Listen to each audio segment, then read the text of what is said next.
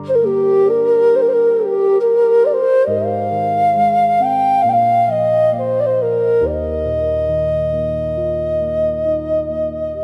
កម៉ែមានគុណលើរូបកូ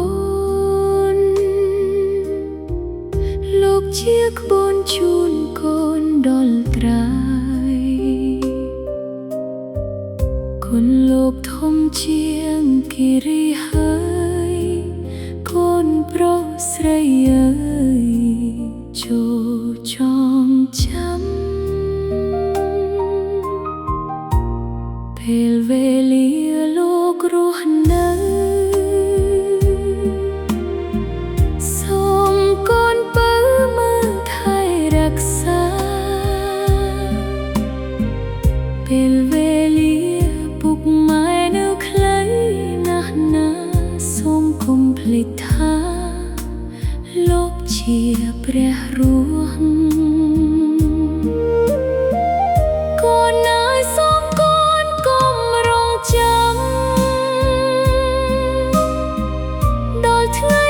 ឆ្នាំលោកឃ្លាតទៅទើបនឹកស្ដាយព្រោះលោកចាឆ្ងាយថ្ងៃនេះកូននៅមានឱកាសសូមកូននឹកដល់ការមើលថែពុកម៉ែដែលជាព្រះរស់